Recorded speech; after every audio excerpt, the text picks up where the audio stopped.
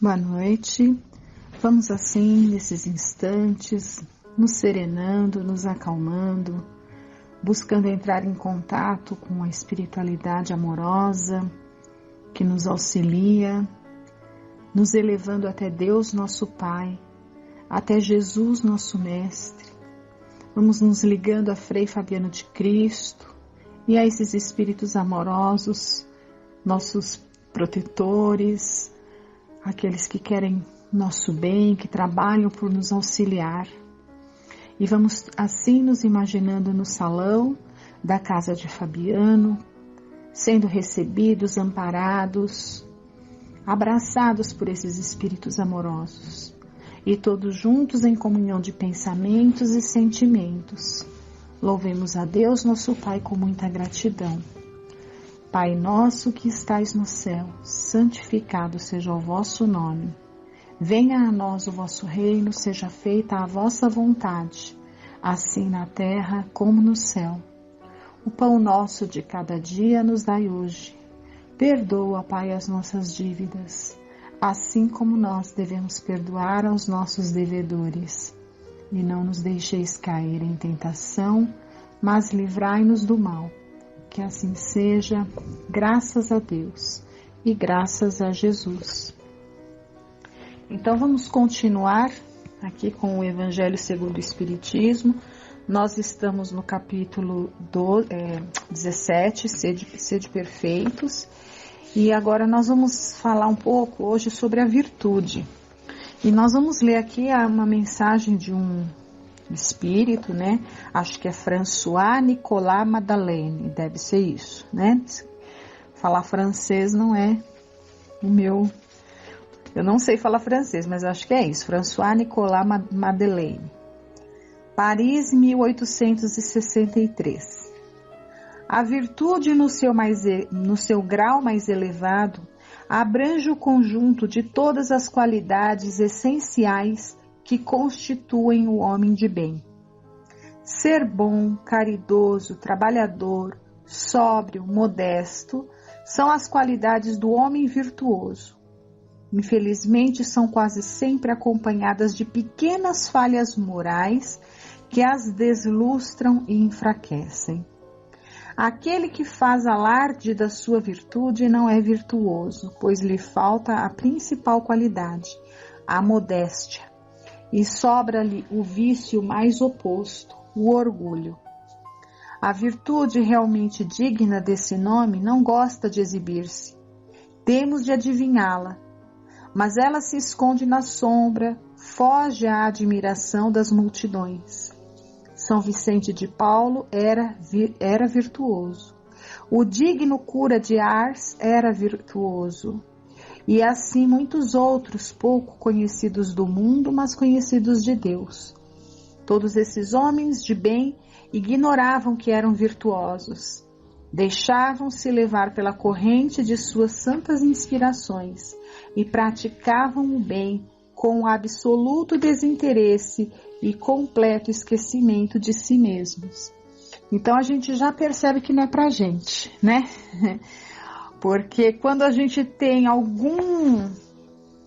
Verdade, nós temos sim, né? A gente tem que conseguir enxergar aquilo que a gente já... A gente tem alguns lampejos de bondade, de caridade, né? A gente tem uns lampejos de situações assim, de sentimentos bons e de atitudes boas. Nós temos, né? Só que aqui fala o seguinte, olha... Quase sempre esses lampejos aí de bondade, de caridade, de trabalho, né, de sobriedade, de ser modesto, quase sempre vem acompanhado de pequenas falhas. Mas isso é pela nossa própria condição. Quando a gente pensa nisso, a gente tem que ter em mente o seguinte: não ficar se culpando porque a gente ainda não é virtuoso, né? Como esses exemplos que ele dá aqui, mas também não ficar usando dessa desculpa também para não lutar contra as nossas más tendências.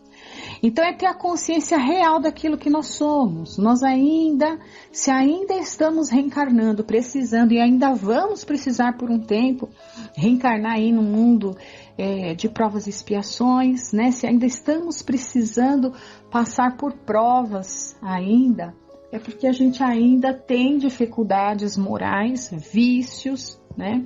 Morais, que são opostos às virtudes.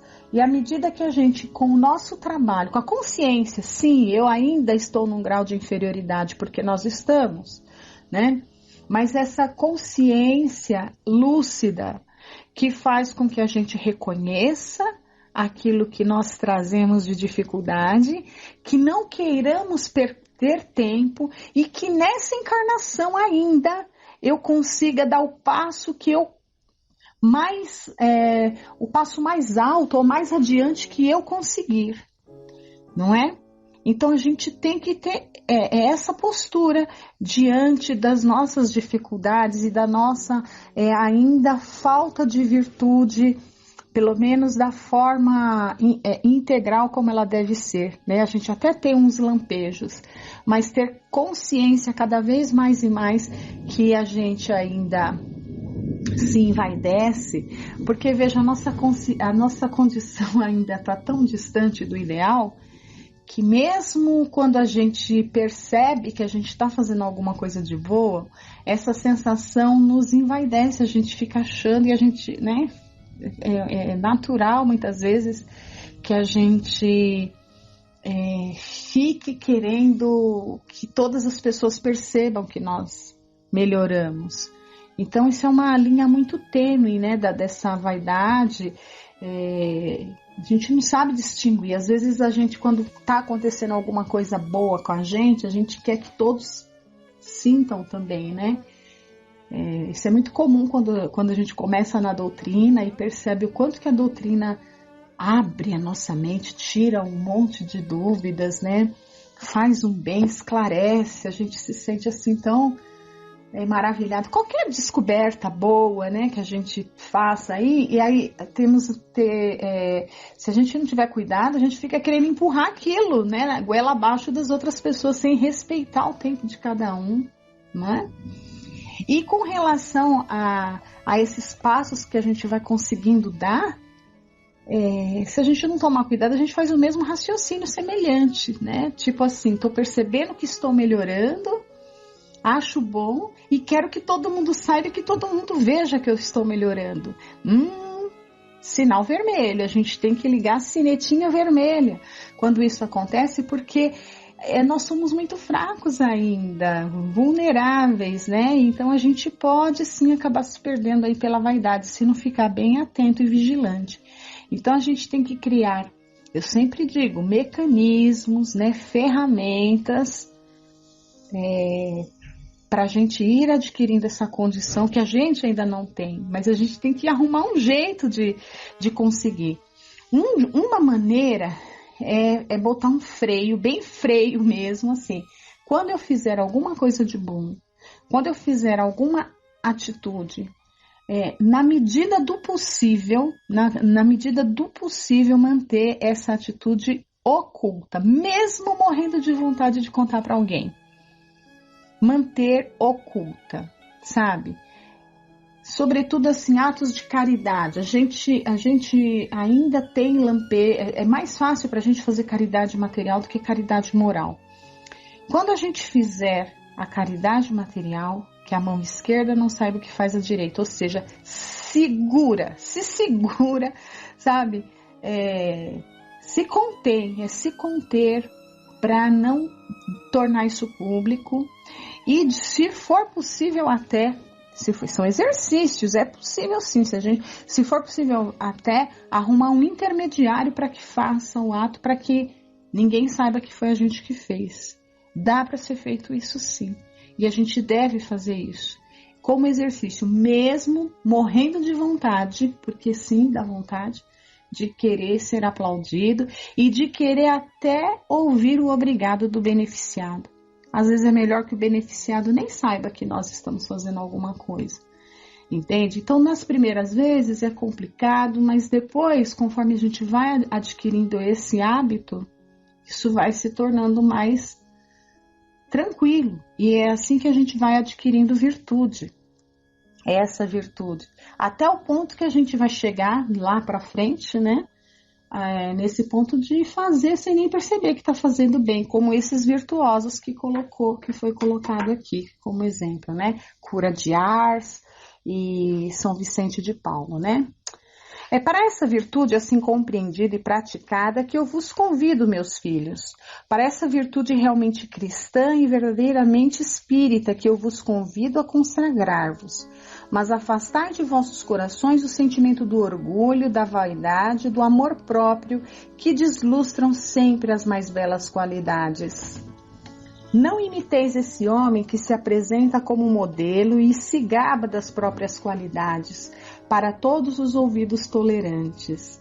Essa virtude de ostentação esconde quase sempre uma infinidade de pequenas torpezas e odiosas fraquezas. O homem que se exalta a si mesmo, que eleva estátuas à sua própria virtude, em princípio aniquila por essa única razão todos os méritos o que efetivamente poderia ter. E que direi daquele cujo valor se reduz a parecer o que não é? Compreendo perfeitamente que aquele que faz o bem sente uma satisfação íntima do fundo do coração. Mas desde o momento que essa satisfação se exterioriza para provocar elogios, degenera em amor próprio.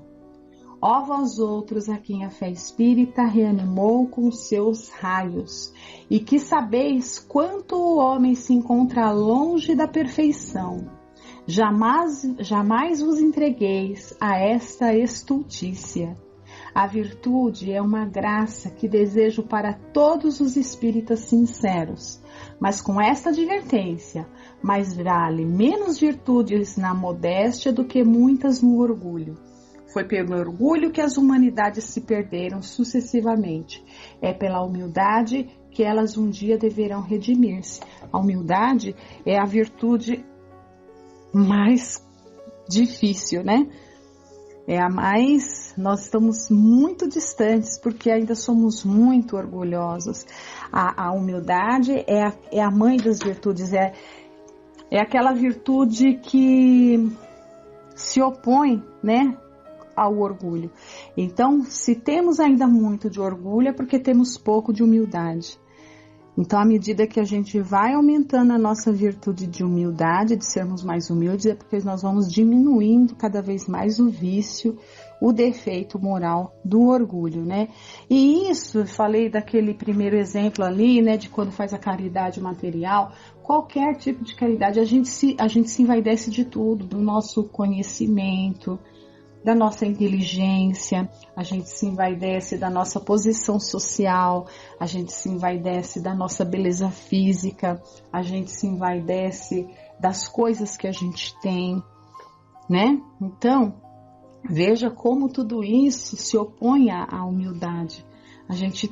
Tudo aquilo que a gente fizer de bom, né? Se eu tenho um conhecimento e eu transmito para alguém o meu conhecimento, que eu faça isso com amor, como caridade, como a verdadeira caridade, e não para me mostrar, e não, porque quando fazemos assim, a gente até humilha aquele outro que está, de alguma forma, recebendo aquele ato que nós estamos ali procurando passar, né? E agora a gente traz aqui, olha, o capítulo 12 do Livro dos Espíritos. Ele é o complemento perfeito, né, filosófico, do capítulo 17, né? 17, que a gente está estudando aqui, 17, do Evangelho, que é o Sede Perfeitos. Então, no Livro dos Espíritos, o capítulo 12 fala da perfeição moral. É o complemento, né?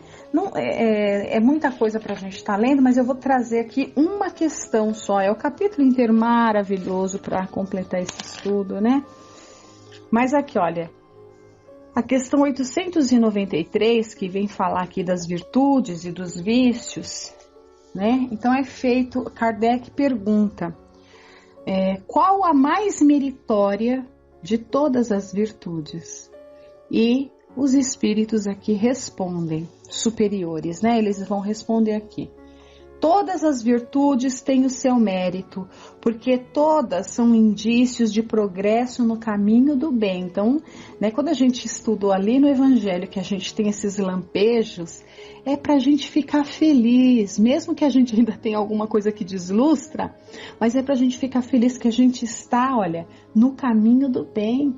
Nós estamos progredindo, a nossa perseverança vai fazer com que cada vez essas virtudes fiquem mais fortes, mais reluzentes, até que um dia elas se despojem totalmente daqueles pequenos, né, defeitinhos ali que as deslustram, como a gente acabou de ler, né? A virtude sempre que há resistência voluntária ao arrastamento das más tendências. Então é aquilo, reconhece o verdadeiro espírita, o verdadeiro cristão, pelos esforços que faz para vencer-se a si mesmo, para dominar as suas más paixões, para dominar, vencer as suas más tendências. E aqui a gente acabou de ver. Então, sempre que há uma resistência, sempre que há essa luta, há uma virtude. E continua respondendo aqui os espíritos, né? Mas a sublimidade da virtude consiste no sacrifício do interesse pessoal para o bem do próximo, sem segunda intenção. A mais meritória é aquela que se baseia na caridade, mais desinteressada. Então, a maior virtude é aquela que é a caridade, né? E a gente vai ler agora mais para frente. Por quê? Porque o que é a caridade? A caridade é tudo aquilo que Paulo, né, falou, nos relata ali, né, na epístola que ele escreve aos Coríntios, ele fala, né, caridade, que a gente vai entender que é o sinônimo de amor, desse amor maior que Jesus vai ensinar pra gente. Então, ela é o sentimento puro por excelência, não tem vício nenhum, não tem impureza nenhum, ela não está adulterada em nada, ela é o sentimento puro. Então essa é a maior virtude de todas, né? Fazer qualquer tipo de bem a quem quer que seja. E aí, para a gente completar, na Revista Espírita de agosto de 1860, eu achei tão legal isso aqui, né? Tinha um senhor, que eu também não vou saber ler o nome dele, era um médico, tá? Doutor de Grand Boulogne, acho que é isso. Ele era um antigo vice-cônsul da França. E ele manda uma carta ali para Allan Kardec, isso está na Revista Espírita de agosto de 1860, né? Ele manda uma carta para Allan Kardec, porque ele leu as obras, né? Ele leu o Livro dos Espíritos, ele tinha lido alguma coisa ali de Kardec, e ele estava tão extasiado que ele queria fazer parte da Sociedade Parisiense de Estudos Espíritos, ele queria fazer parte da sociedade, então ele escreve uma carta pedindo para ser aceito.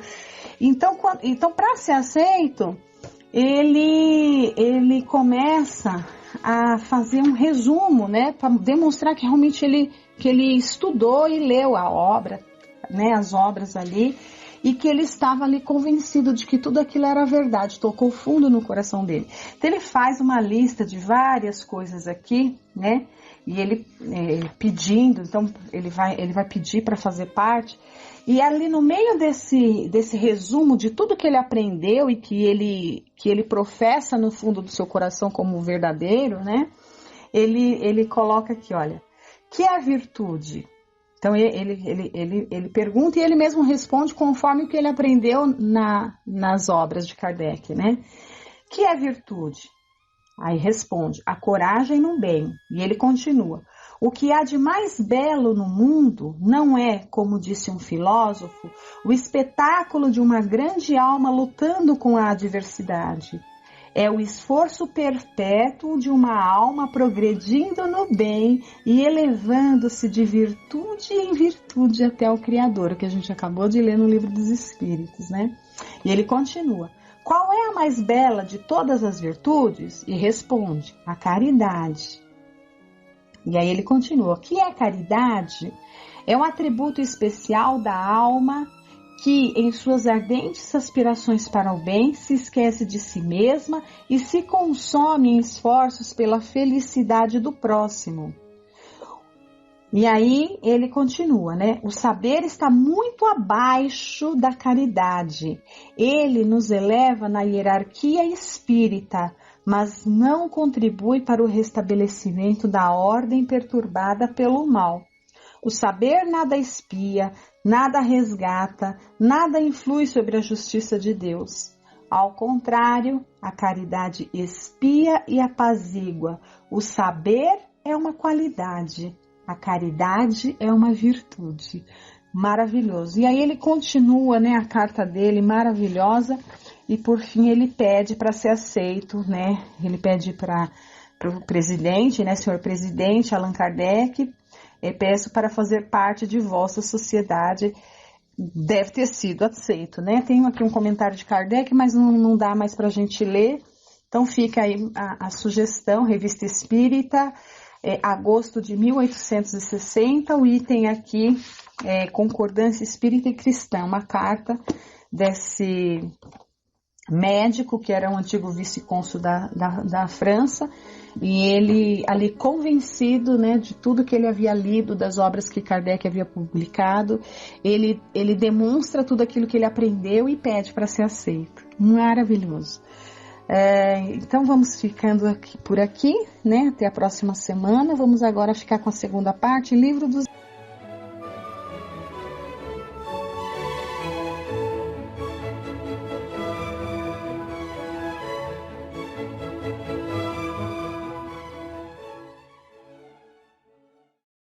Boa noite a todos.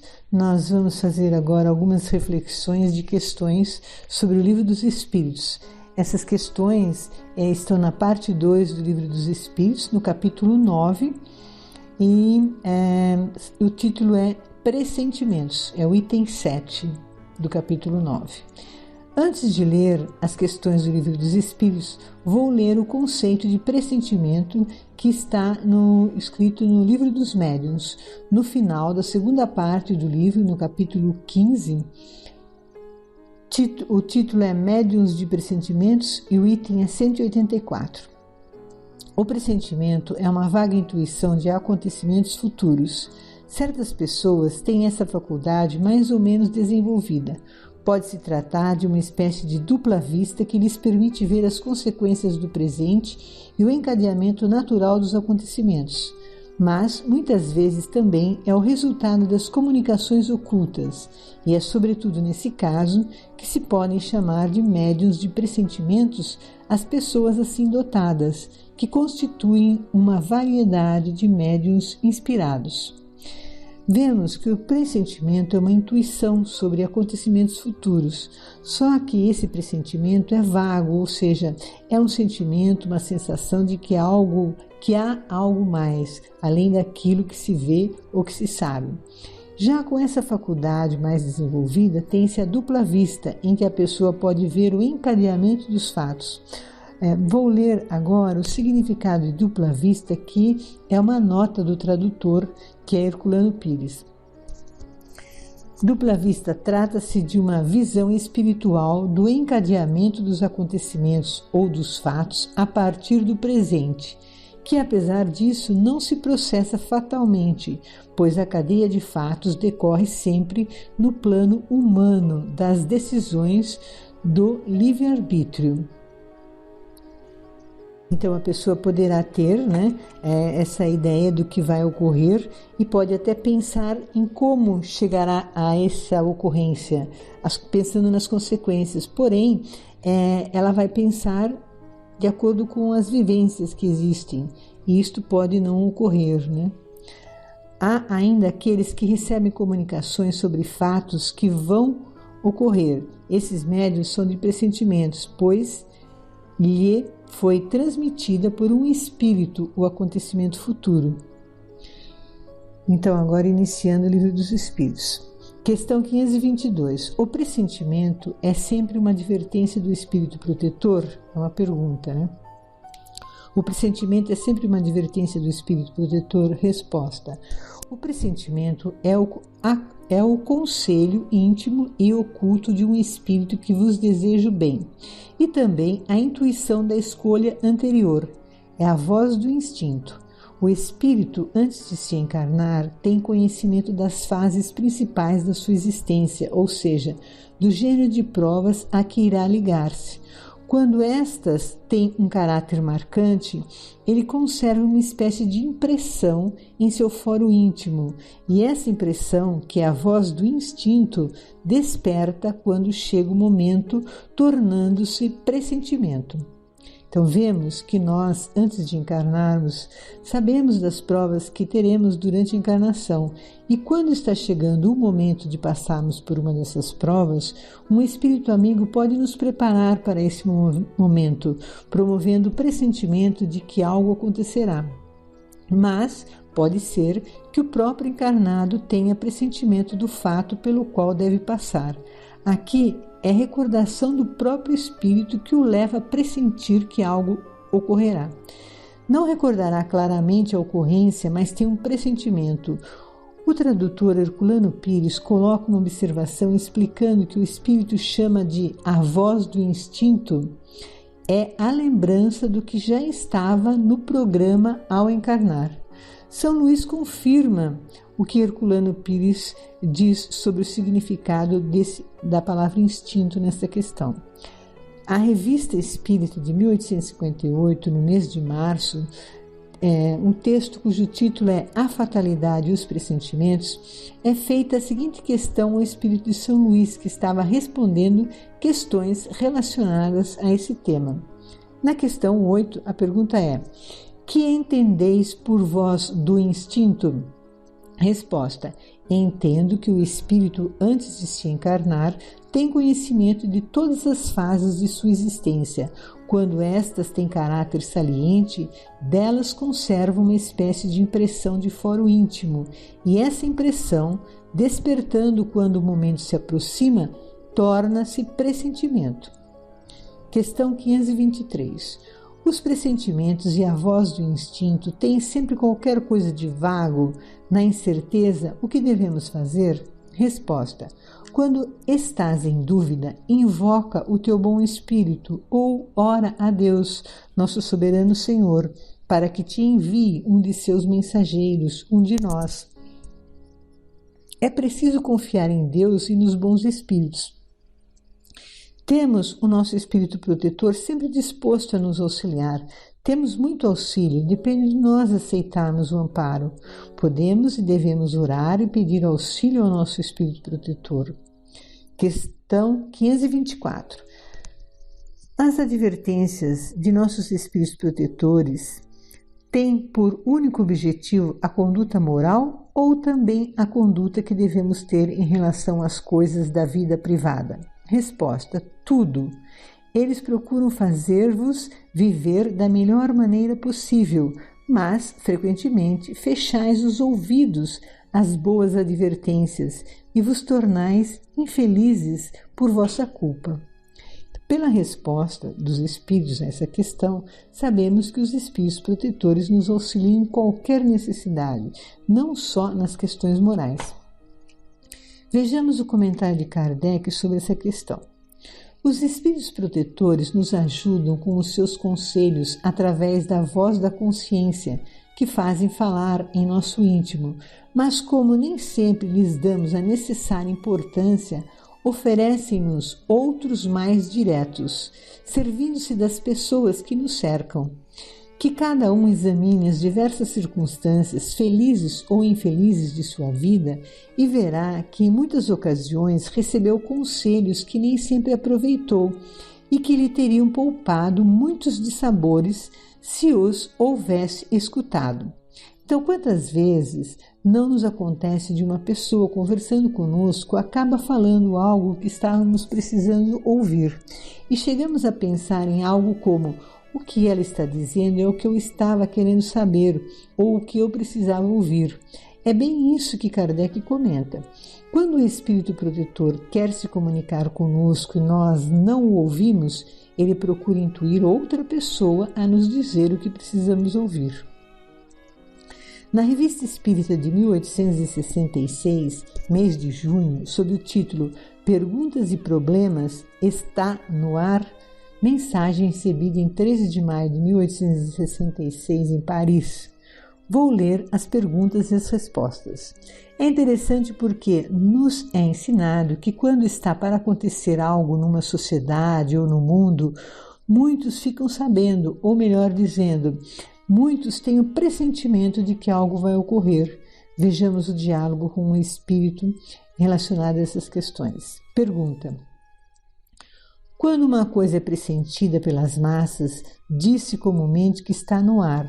Qual é a origem dessa expressão? Resposta: sua origem, como a de sua multidão de coisas das quais não se dá conta e que o Espiritismo vem explicar, está no sentimento íntimo e intuitivo da realidade. Essa expressão é mais verdadeira do que se pensa. O pressentimento geral, na aproximação de algum grave acontecimento, tem duas causas. A primeira vem das massas inumeráveis de espíritos que percorrem incessantemente o espaço e que têm conhecimento das coisas que se preparam. Em consequência de sua desmaterialização, estão mais no estado de seguir-lhe a experiência e prever-lhe o resultado. Esses espíritos que roçam incessantemente a humanidade comunicam-lhe seus pensamentos pelas correntes fluídicas que ligam o mundo corpóreo ao mundo espiritual. Embora não os vejais, seus pensamentos vos chegam como o aroma das flores escondidas sob as folhagens, e os assimilais com o vosso desconhecimento. O ar está literalmente sulcado dessas correntes fluídicas que semeiam a ideia por toda parte, de tal modo que a expressão está no ar não é somente uma figura, mas positivamente verdadeira. Certos espíritos são mais especialmente encarregados pela providência de transmitir aos homens o pressentimento das coisas inevitáveis, tendo em vista lhes dar uma advertência secreta, e eles se desincumbem dessa missão, difundindo-a entre si. São como vozes íntimas que retinem em seu foro interior. A segunda causa desse fenômeno está no desligamento do espírito encarnado durante o repouso do corpo. Nesses momentos de liberdade, ele se mistura aos espíritos similares, àqueles com os quais tem mais afinidade. Penetra-se de seus pensamentos, vê o que não pode ver com os olhos do corpo. Disso leva a intuição no despertar, como de uma ideia que lhe é toda pessoal. Isto explica como a mesma ideia surge ao mesmo tempo em 100 lugares diferentes e em milhares de cérebros. Certos indivíduos, como sabeis, são mais aptos que outros para receber o influxo espiritual, seja pela comunicação direta dos espíritos estranhos, seja pelo desligamento mais fácil do seu próprio espírito. Muitos gozam em graus diferentes da segunda vista ou visão espiritual, faculdade muito mais comum do que pensais, e que se revela de 1000 maneiras. Outros conservam uma lembrança mais ou menos nítida do que viram nos momentos de emancipação da alma. Em consequência desta aptidão, têm noções mais preciosas das coisas.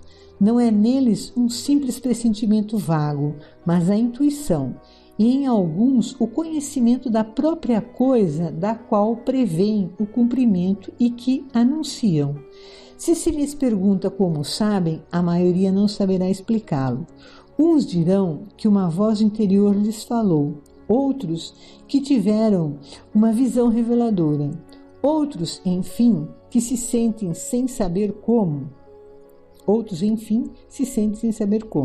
Nos tempos de ignorância e aos olhos das pessoas supersticiosas, passam por adivinhadores e feiticeiros, ao passo que são muito simplesmente pessoas dotadas de uma mediunidade espontânea e inconsciente, faculdade inerente à natureza humana e que nada tem de sobrenatural, mas que não podem compreender aqueles que não admitem nada fora da matéria.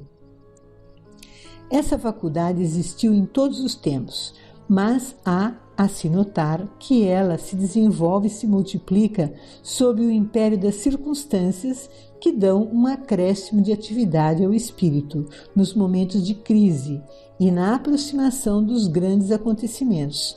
As revoluções, as guerras, as perseguições de partido e de seitas têm sempre feito nascer um grande número de videntes e de inspirados que se qualificou de iluminados. Nota: as relações do mundo corpóreo e do mundo espiritual nada tem que espante, considerando-se que esses dois mundos são formados dos mesmos elementos, quer dizer, dos mesmos indivíduos que passam alternativamente de um para o outro. Tal que está hoje entre os encarnados da Terra, estará amanhã entre os desencarnados do espaço e reciprocamente. O mundo dos espíritos não é, pois, um mundo à parte, é a própria humanidade despojada de seu envoltório material e que continua sua existência sob uma nova forma e com mais liberdade. As relações entre esses dois mundos, sem cessar em contato, fazem parte das leis naturais. A ignorância da lei que as rege foi a dificuldade de todos os filósofos. Foi pela falta de conhecê-la que tantos problemas permaneceram insolúveis. O Espiritismo é a ciência dessas relações, nos dá a única chave que pode resolvê-las. Quantas coisas, graças a ele, já não são mais mistérios. Em nossas reflexões de hoje, vemos que o pressentimento é um reconhecimento de forma meio velada de fatos pelos quais passaremos. Podemos ter pressentimentos de provas pessoais pelas quais passaremos, ou mesmo pode haver pressentimentos relacionados a provas coletivas. São provas pelas quais passaremos e as escolhemos antes de reencarnar. Finalizando nossas reflexões, agradecemos a Deus a vida, os auxílios e amparos que recebemos no nosso dia a dia, para que possamos passar pelas nossas provas mais confiantes e com a certeza de que, sejam quais forem as dificuldades, somos amados pelo nosso Criador e não estamos sozinhos. Mantenhamos sempre a esperança de dias melhores, pois os males passam. Como disse um espírito para Haroldo Dutra, o mal tem tempo certo para acabar. Vibremos por todos deste planeta, encarnados e desencarnados. Vibremos amorosamente, pedindo a Deus que nosso planeta torne-se um mundo de paz e equilíbrio, que todos se vejam como irmãos e se auxiliem um ao outro. Pai nosso que estais nos céus, santificado seja o vosso nome. Venha a nós o vosso reino de paz, amor e justiça. Seja feita a vossa vontade, assim na terra como no céu. O pão nosso de cada dia dai-nos hoje. Perdoai as nossas dívidas, assim como nós perdoarmos os nossos devedores.